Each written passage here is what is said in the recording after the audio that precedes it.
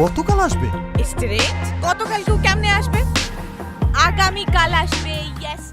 বিয়ে করছেন ইধিকা পল। রবিবাসরীয় মেঘলা দিনে এমনই সুখবর দিলেন শাকিব খানের প্রিয়তমা। এখানেই থেমে থাকেননি তিনি, বরং বরের নামও জানিয়েছেন লাজুক হাসি নিয়ে। আর সেই বরকে কিন্তু সবাই চেনে। কি বুঝতে পারলেন না তো? টলিপাড়ার এক পাপ্পারাজি অ্যাকাউন্ট থেকে এদিন ব্রাইডাল লুকে ইধিকার দেখা মিলল।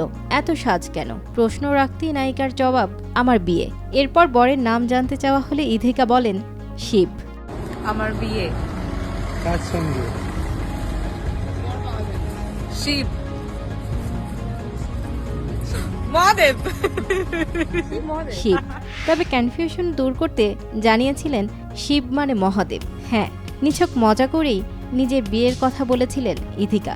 এই সুন্দরী নায়িকা নাকি পুরোপুরি সিঙ্গেল, তার জীবনে নাকি প্রেম নেই।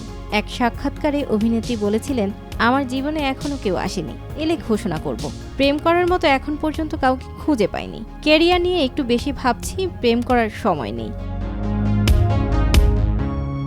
কিন্তু নিজের জন্য কেমন প্রিয়তমর খোঁজে আছে ইধিকা? একটাই শর্ত অভিনেত্রীর, তাকে একজন ভালো মনের মানুষ হতে হবে।